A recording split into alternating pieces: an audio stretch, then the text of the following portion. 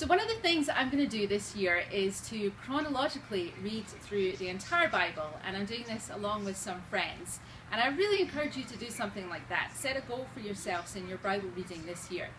Anyway, I started to read in Genesis chapter 1 and 2 this morning, and it's such a perfect way to start because it starts in the beginning, and we're facing the beginning right now, the beginning of a brand new year, 2015.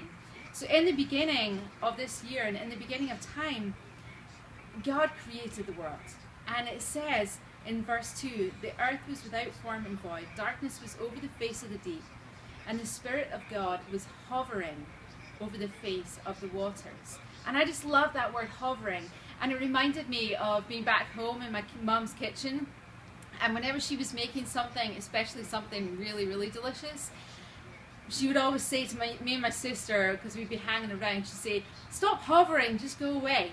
And it just made me think of that, because we were hovering around, waiting in sort of anticipation, because what she was cooking up smelled delicious, and we just knew, we had that expectation that she was doing something good in the kitchen. And that is what I just think of when I think here of God. He's just, the Spirit is just hovering over the void, preparing for the action that is about to come. And then God spoke. So as we're at the beginning of 2015, are you waiting with expectation and anticipation? Are you prepared for what God is going to speak into your lives this year? And that is my prayer and my challenge for myself, to just sit at the beginning of this year and build up that expectation. Be hovering, be waiting around in expectation, and build that anticipation for God to speak into my life this year. And I just love when it goes on to describe in creation, after every day, God looked around and what he saw, he said, and it was good. Everything that God creates is good. And I don't know about you, but sometimes when I look around in my circumstances and my situations, I think, really? I don't see this as good necessarily.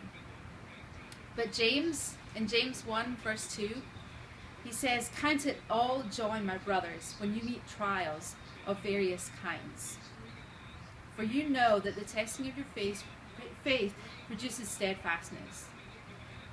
You know, when we look around and we don't see necessarily that the things in our lives are good in our eyes, we have to consider that joy. And then we can go to Romans 8:28, one of my favorite verses. And it says, "And we know that for those who love God, all things work together for good, for those who are called according to his purpose."